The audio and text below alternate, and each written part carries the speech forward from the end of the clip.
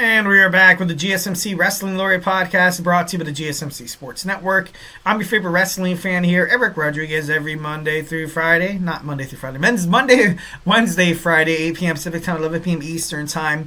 Here on our GSMC Sports Network, GSMC Podcasting Network, here to talk about the greatest thing in the world, live professional wrestling. Obviously, if you have a hot take, drop it in the comment section or leave a comment at the end of the video. We talk about all the action inside and outside of the ring, backstage curtain calls, all the rumors and all the drama. We talk about contract negotiations, extensions, and new signings amongst superstars. We talk about inactive statuses and injury updates. We talk about promotions from WWE to AEW to TNA to Ring of Honor to the NWA to New Japan Professional Wrestling. If it makes major news in the world of professional wrestling, we talk about it here on this show, 1,010%. So don't forget to Superman punch that like and subscribe button to the show, follow the network, and I guarantee you will do no wrong. So let's go ahead and talk about our next. We have the Ring of Honor and we have TNA Impact results. But of course, like I was talking before, make sure you guys feel absolutely not obligated. Make sure you guys feel, like you don't have to do it. But we love it when we hear a lot of feedback. Feedback is a gift, especially from all the fans, especially from everybody tuning in. Whether if you stumble upon this podcast by accident or heard it from a friend, if you feel like this podcast is, lacking something thereof, definitely let us know in the comment section. 1,010%. Tell me what you like. Tell me what you don't like. The GSMC Sports Network does, does embrace the philosophy of peace, love, and positivity. 1,010%. But in terms of talking sports, it's all good. It's all good in the neighborhood. Criticism, it happens. Disagreements, they happen. So it doesn't really matter. Just want to make sure you guys feel absolutely comfortable to share whatever's on your beautiful minds in that comment section. So yeah, don't be shy and drop your thoughts inside that chat. All right, we have Ring of Honor and TNA. Let's go ahead and start off with Ring of Honor, television's 100th episode. I gotta be honest, I do love the fact Ring of Honor's been around for such a long time. It has, and it does deserve its flowers, 1,010%. A lot of young, talented superstars did fight in Ring of Honor. Obviously, check it out on their webpage or, I think they're Ring of Honor Plus. No, what is there? I think it's Ring of Honor TV. Make sure you guys, subscribe to that because it's it's pretty badass. But overall, it's a good show. It's a great show. Like if you want to get to know a lot of the wrestling talent, sometimes a lot of people do just, they just negate all WWE news and all AEW news, and they just want to hear. Well, not AEW is technically part of Ring of Honor, but some people might think of it as a little bit of a flashy approach. Ring of Honor is like your classic wrestling thing, your classic like you put on the television, crack open a nice cold one. A cold, Coke or something. I'm just kidding. Moving on. It's that old school wrestling approach that I feel like it's, it's really appreciated.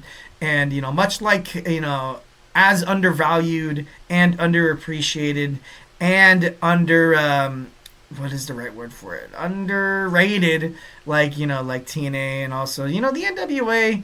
I've seen a couple of Power episodes and, it's good. It does its, it does its due diligence, and it serves the purpose, which in every single wrestling fan's mind, it's just entertainment.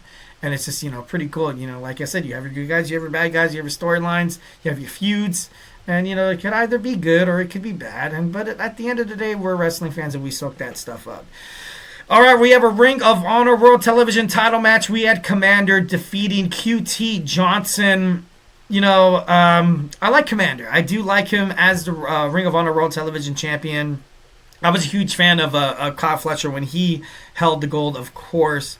But, of course, all good things must come to an end. And it seems like ever since Kyle Fletcher lost that championship, he's kind of been more of a jerk, which in the eyes of some people, it could be super badass and super cool. But, I kind of like Kyle Fletcher when he was more of a babyface. But, what he's doing in AEW right now with the Don Callis family, I'm liking it. I'm liking it. He's getting more television time, more time to share his perception of this whole thing, this whole Will Ospreay thing and the stable and the faction that they had back in the day. Kind of gives him a little bit of a voice. And, and he doesn't, it's not that he, well, you know what, to be honest, when he did cut his hair on live television, well, not on live television, it was on Dynamite. it did seem like the promo kind of strung on for quite some time. I thought the promo was over, and all of a sudden he's like, I don't want to be like Will Ospreay anymore. He's like, and I was like, oh dang, like talk about the shock factor, got that down. But all in all, Komander, #1 Ring of Honor television champion right now. So obviously throwing flowers to my guy. Layla Gray defeats Marty Bell. We have the Outrunners, Truth Magnum, and Turbo Floyd defeating John Cruz and Rosario Grillo. The Beast Mortos is back in action, taking on Lord Crude. The Beast Mortos was on a roll for quite some time. Like in the summer, he was killing it. And now he's kind of, getting back to that mid card. I definitely, because I know he did, he fought against, Mark Briscoe in that match, and I thought Mark Briscoe was going to lose it that right then and there. I think it was, oh God, what was it? I can't remember the PLE name. But, it was a good match. It was a good match. It definitely has a lot of potential. But Mark Briscoe was that more, that a little bit more badass. We had a Ring of Honor Classics match. We had the Ring of Honor Tag Team Champions Christopher Daniels and Matt Sydal taking on Sema and Shingo, the Ring of Honor International Challenge on December 22nd back in 2006. I gotta be honest, I kind of like the fact that you see a lot of classic matches on Ring of Honor. I definitely like they kind of devote themselves to be like, we're gonna give them, we're gonna give it a little bit more glory than it actually is. Kind of because they understand that there's a lot of old school wrestling fans watching professional wrestling, that age demographic from 18 to 40 years old. It pays dividends. Sometimes, like if you're watching Raw or SmackDown, and then you get like a, we're going to take a little sidestep. Maybe instead of a commercial, you get a classic match between, Bret Hart and Shawn Michaels, or Triple H and The Rock, or Triple H and Mankind, John Cena, Edge, Randy Orton taking on Batista or something like that. Like, that would be pretty dang interesting. But, I definitely like that aspect of Ring of Honor. Taya Valkyrie with Deonna Purrazzo defeating... not with Deonna. It wasn't a handicap match. Accompanied by Deonna Purrazzo, defeating Lady Frost. Gates of Agony defeated Jay Lucas and Teriyaki. Katsuyori Shibata defeats Shane Taylor. With his band of miscreants. I'm just kidding. No, I do like the Shane Taylor promotions. I feel like it's kind of not like a bootleg version of the Hurt Business, because they were technically their first. But, I feel like right now their storyline, they come in, they could be badass at one point, and at another point, I don't know, maybe an inconsistency, or I might be missing the bigger picture of it. But I don't know, I just feel like it could be, I feel like they could be better. They could definitely be better.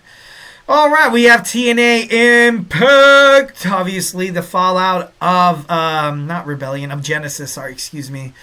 We saw new TNA World Champion Joe Hendry cut a nice in-ring promotion. Joe Hendry says he told Santino that he wants to defend his title against absolutely anyone and absolutely anywhere.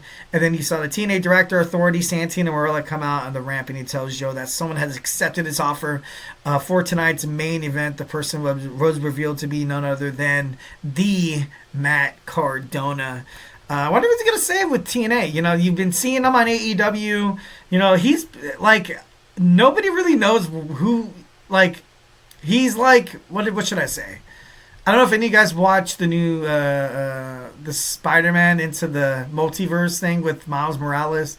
Like, he's like the Spot. Like, he goes anywhere he wants. Like, he can literally jump to any wrestling universe, and then it's like, oh, look, it's Matt Cardona. You know what I mean? But in WWE, people would be like, hey, look, it's Zack Ryder. Which I feel like maybe kind of scares him off a little bit of making that jump to WWE. Because, like you've seen it in this promo, I think it was against Chris Jericho. He was like, and then Chris Jericho was kind of referring to him as Zack Ryder. And then and it seemed like he was like, no, I'm not that guy anymore. And then in that. But, I definitely think Matt Cardona is one of the best wrestlers right now we have in the whole entire universe. Will he be detrimental to any wrestling, universe or any wrestling promotion he joins? No, absolutely not. He can cut a good promo. He can put on a great match. It'd be interesting to see him and Chelsea Green be, if they get, if they're united in a wrestling promotion would be pretty interesting. Masha Slamovich and Spitfire defeat Rosemary and House of Elegance. Man, it seems like House of Elegance is kind of taking a step back. Like I was kind of talking about before, obviously with Ash and Heather. I thought they were going to win the Knockouts championships. I thought it was going to be like, because I've seen tag teams ultimately kind of falter to Spitfire, but there was a tag team they were tag team champions before. I think it was Slamovich and Edwards. I'm not too sure. And I was like, oh, you know what? I feel like Spitfire, they're going toward a downturn. But they're one of my favorite women's tag team in all of wrestling, even in WWE. So, it's kind of cool to see them kind of keep, rolling on. And Masha Slamovich as well, kind of establishing herself, her reign as TNA Knockouts champion. So, of course, kudos to her and, throwing flowers. Josh Alexander and the Northern Armory cut an in-ring promo. You saw Josh Alexander said he regretted the man he had become over the past couple of months. He said it was time to step aside. Icarus and Williams were noticeably frustrated by this. Icarus tells Alexander he cannot leave. They attacked Alexander, and Williams hit him with a chop block. Then Icarus hit him with the Superman punch. Eric Young came out to save him, and then he and Alexander challenged Icarus and Williams to a match next week. The Hardy Boys, the Hardys defeat Moose and JDC by pinfall via Swanton Bomb by Jeff Hardy onto Moose. And then it goes dark. And the number 23 flashes across the screen. Sami Callihan stood inside the ring demanding that 23 make their presence known. Out comes Steph De Lander, said she was now the TNA Digital Media Champion. She won the title in the divorce before saying she would introduce Callihan to be her boyfriend. And then out comes Mance Warner. He hits Callihan with a lariat before smashing the title on Callahan's face. Then Warner and De Lander kissed in the middle of the ring. Obviously, kind of hiding what happened with PCO. And I think it was a GCW event where he smashed the TNA Digital Media Championship in front of millions of fans. And now he's kind of being scrutinized about it, probably being written off of TNA television. A lot of people, including myself, I thought it was fake. Maybe there's some realism to it, or maybe we're just kind of buying into the kayfabe, which makes professional wrestling awesome. But having this with the whole divorce thing, and she said, she didn't even say PCO's name. They didn't, it was like a failed acknowledgement, and which kind of made me to believe that maybe this could possibly be real. Sami Callihan kind of came out to be like a bait, and then Warner. I think Mance Warner is going to be great in TNA. But, I don't know what they're going to do with the TNA Digital Championship. I would personally love, to see Nick Nemeth kind of win this championship. Because he was a great TNA World Champion. He has the face. He has the charisma and enthusiasm of holding the title. So there would be, I feel like he'd be an absolute, diamond in terms of becoming that TNA Digital Champion. We had the WWE NXT Championships on the line. We had Nathan Frazier and Axiom Fraxium defend up against the Rascals, and of course Fraxium, they do what they do best, taking on the Rascals, defeating them via Phoenix Splash from Nathan to Trey Miguel. It was a good match. I want to see more of these. Definitely want to see more of these. I want to see NXT superstars going after TNA titles. I want to see TNA superstars going after WWE NXT titles, and I feel like that's the way it should be if they're going to really make this partnership, if they're going to bring the best out of this partnership here. We saw Mike Santana basically addressing the San Antonio crowd, and they were, obviously, kind of throwing some flowers to all the Latinos that were there. I thought that was pretty awesome. Mustafa Ali returns, says that he announced that he officially signed a new contract with TNA. And then he said he wants to call a shot. He wants to challenge for the TNA World Championship, and I feel like that'd be pretty badass. Tessa Blanchard, she cuts a nice little promo, but a lot of fans still ultimately, kind of hate her. Blanchard says her family knew she could be more significant than Stone Cold Steve Austin or Terry Funk, but that seemed obviously a little bit too crazy. At the end of the night, we saw the TNA World Championship, Joe Hendry going up against Matt Cardona, and I was happy to see that Joe Hendry was able to kind of ultimately win this. I wanted to see it cleanly. Definitely 1,010% wanted to see it cleanly. You know, Frankie Kazarian came at the announce table and you know, still having that call your shot trophy, and then JBL came out, obviously clotheslining Matt Cardona, staring down Joe Hendry, and walks away. Like, maybe is this possibly, you know, will JBL maybe stake his claim? Maybe he'll come back. Maybe he'll come back and want a challenge for that TNA, you know, World Championship. That would be a pretty interesting storyline. I would definitely not rule that out because JBL, you know, he still got it. You know, I'm just kidding. No, maybe not, but you know, it should be TNA Impact definitely. Rapidly becoming one of my favorite wrestling shows to watch throughout the week. So, yeah, definitely keep it up. All right, guys, so do not go anywhere. We're going to talk about our next segment. We got WWE Saturday Night's main event. We're going to talk about some of the matches. Well, no, we're going to talk about all the matches. We're going to talk about all the action, absolutely all the action. So stay tuned.